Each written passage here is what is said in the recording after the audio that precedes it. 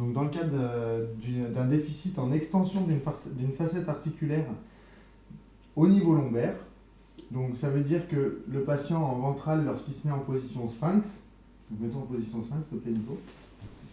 Voilà, donc on amène les facettes en extension. À ce moment-là, à la palpation au niveau lombaire des apophyses transverses des vertèbres lombaires, on aurait senti une apophyse transverse, par exemple du côté gauche, si on prend l'exemple du côté gauche, qui serait postériorisée.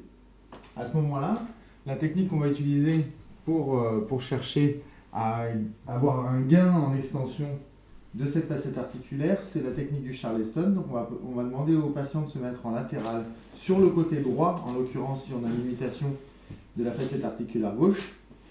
Donc on place toujours le côté à traiter vers le plafond. Comme ça, quand on travaille en latéral, comme ça on ne se trompe pas.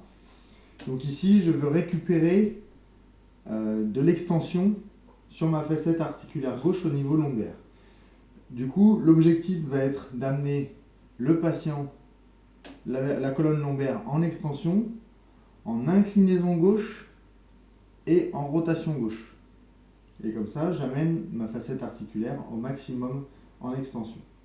Du coup, pour amener l'extension, première chose à faire, prendre la jambe. Viens me mettre un petit peu plus proche de moi, voilà, super. La jambe du patient, la plus proche de la table, amener l'extension ici avec cette jambe. Éventuellement, on peut aussi voilà, reculer un petit peu le tronc du patient de façon à amener un maximum d'extension ici au niveau lombaire. Deuxième chose qu'on va amener, c'est la rotation. Donc rotation gauche, on va demander au patient de venir saisir le bord de table derrière lui, et éventuellement ici, faire un petit décalage au niveau des épaules pour avoir le maximum de rotation. La main qui est du côté céphalique va être une main palpeuse au niveau de la région lombaire, au niveau des apophyses épineuses.